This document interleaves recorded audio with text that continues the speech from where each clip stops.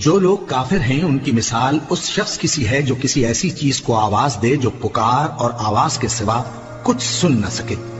یہ بہرے ہیں، گونگے ہیں، اندھے ہیں کہ کچھ سمجھ ہی نہیں سکتے. اے اہل ایمان، جو پاکیزہ چیزیں ہم نے تم کو عطا فرمائی ہیں ان کو کھاؤ، اور اگر اللہ ہی کے بندے ہو تو اس کی نعمتوں کا شکر بھی ادا کرو.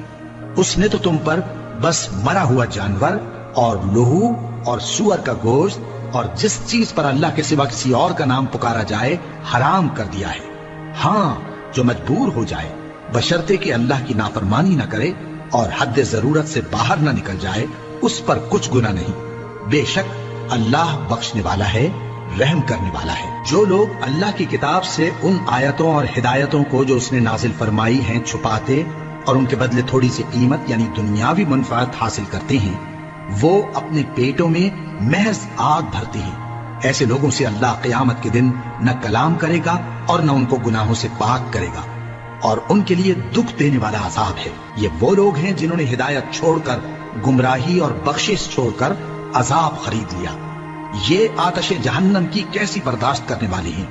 یہ اس لیے کہ اللہ نے کتاب سچائی کے ساتھ نازل فرمائی، اور جن لوگوں نے اس کتاب میں اختلاف کیا وہ ضد میں آ کر نیکی سے دور ہو گئے ہیں. نیکی یہی نہیں کہ تم مشرق و مغرب کو قبلہ سمجھ کر ان کی طرف منہ کر لو، بلکہ نیکی یہ ہے کہ لوگ اللہ پر اور روز آخر پر اور فرشتوں پر اور اللہ کی کتاب پر اور پیغمبروں پر ایمان لائیں، اور مال باوجود عزیز رکھنے کے رشتہ داروں اور یتیموں اور محتاجوں اور مسافروں اور مانگنے والوں کو دیں، اور گردنوں کے چھڑانے میں خرچ کریں، اور نماز پڑھیں اور زکوٰۃ دیں، اور جب عہد کر لیں تو اس کو پورا کریں، اور سختی اور تکلیف میں اور جنگ کے وقت ثابت قدم رہیں.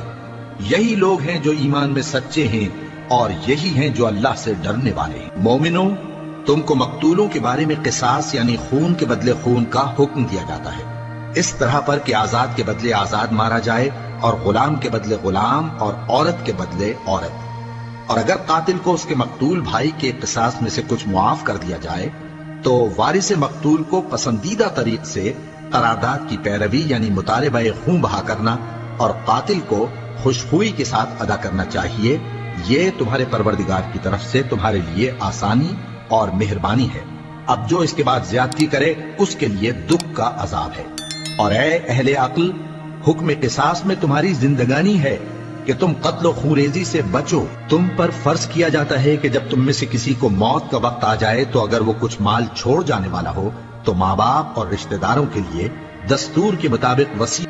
پھر جو شخص وصیت کو سننے کے بعد اس کو بدل ڈالے تو اس کے بدلنے کا گناہ انہی لوگوں پر ہے جو اس کو بدلے، اور بے شک اللہ سنتا جانتا ہے. اب اگر کسی کو وصیت کرنے والے کی طرف سے کسی وارث کی طرفداری یا اور اے پیغمبر، جب تم سے میرے بندے میرے بارے میں دریافت کریں تو انہیں معلوم ہو کہ میں تو تمہارے پاس ہی ہوں.